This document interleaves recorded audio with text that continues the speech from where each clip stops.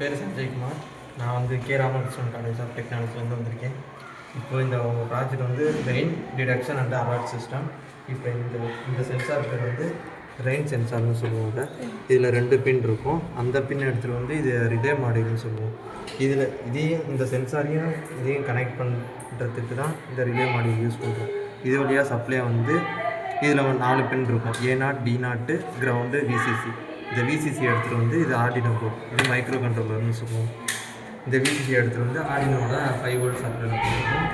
கிரவுண்டை வந்து இதில் ஒரு அதில் கொடுத்துருவோம். D0 பின் வந்து டிஜிட்டல்னு சொல்லுவோம். அதை வந்து பின் 2ல் கொடுத்துருவோம்.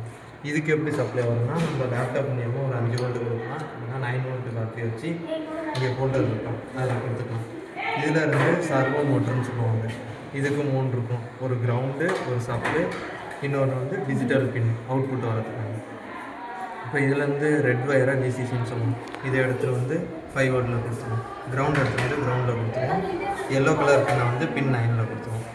இப்போ சர்வோ மோட்டர் வந்து வாட்டர் ஆட் பண்ணுங்க. இப்போ வாட்டர்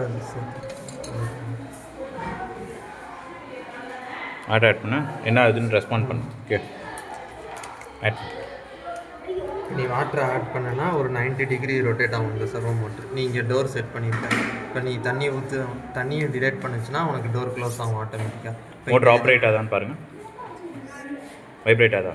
வைப்ரேட் தான் சார் ஆகும். ஓகே. இப்போ இங்கே இந்த சென்சாரில் ஃபுல்லாகவே ட்ரை ஆகிடுச்சு. அது தண்ணி ஈரப்பதமே இல்லைன்னா நான் டோர் ஓப்பன் ஆகிடும் ஆட்டோமேட்டிக்காக. ஆமாம், நம்ம கொடுங்க.